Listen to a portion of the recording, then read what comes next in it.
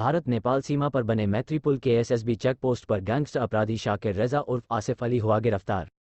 37वीं वाहिनी सशस्त्र सीमा बल रक्सौल की भारत नेपाल सीमा मैत्रीपुल रक्सौल की एसएसबी ड्यूटी चेक पोस्ट पर एक गैंगस्टर को तब गिरफ्तार किया गया जब वो नेपाल भागने का प्रयास कर रहा था।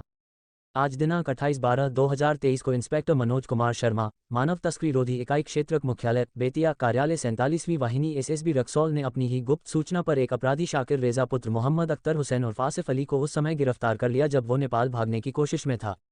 ये ग्राम शाहंगर कुजिबाना पोस्ट कुरहेला बोबरा थाना कदवा जिला कटिहार बिहार का रहने वाला है, पर इसके पास कुछ पहचान पत्र ऐसे मिले जिसमें इसका नाम आसिफ अली पुत्र नियाज अली लिखा था।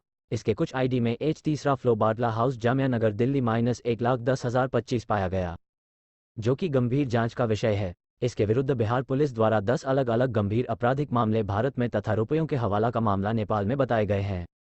ये भी जानकारी हुई कि यह हवाला कांड में भी जेल जा चुका है। उसने पूछताछ में जानकारी दी कि यह भारत में और नेपाल की जेलों में पहले भी सजा काट चुका है और इसने ये भी बताया कि नेपाल में एक मनीषा गौतम नाम की एक गर्लफ्रेंड भी है जिससे शादी कर नेपाल की नागरिकता ले सके, जिससे यह अपराध कर कभी नेपाल कभी भारत में सुरक्षित रह सके।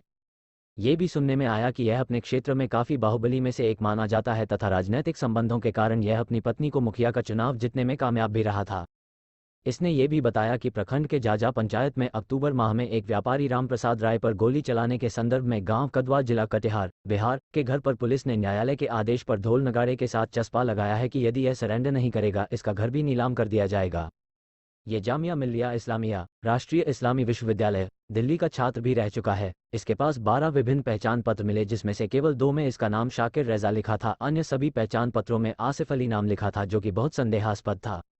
यह विदेशी नंबरों से व्हाट्सएप चला रहा था। यह 8 सिम और 3 मोबाइलों का इस्तेमाल कर अपनी लोकेशन बार बार बदल रहा था, इसलिए इसके सभी नंबरों को सर्वेलांस पर रख इसकी लोकेशन लेने की कोशिश की जा रही थी। इसकी लोकेशन का पता लगाने में काफ़ी परेशानी हो रही थी।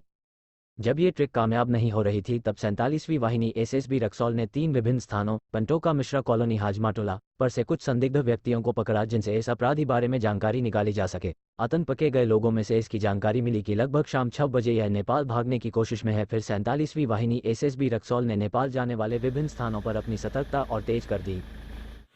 ये सर जो आपके यहाँ साथी अपराधी पकड़ा है उसका क्या है डिटेल उसको थोड़ा बता दिया जाए।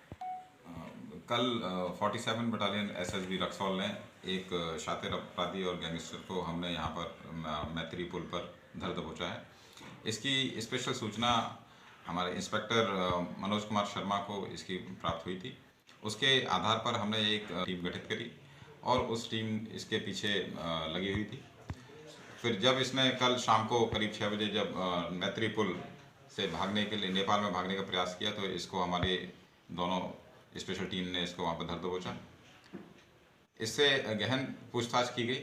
पूछताछ में मालूम पड़ा है कि ये पहले हवाला कांड में नेपाल और भारत की जेलों में कैद रह चुका है। इसके अलावा इसके खिलाफ में 11 जघन्य अपराधों में भी शामिल है जिसमें arms act, loud speaker use act and money laundering act, इसमें भी ये शामिल है।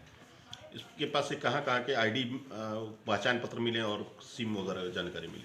इसके पास से हमें 3 फ़ोन प्राप्त हुए हैं और इसके पास से एक जामिया मिल्लिया इस्लामिया न्यू दिल्ली का हॉस्टल आईडी कार्ड भी मिला है, तो उससे लगता है कि इसके वहाँ पर कुछ संपर्क हैं। Thank you.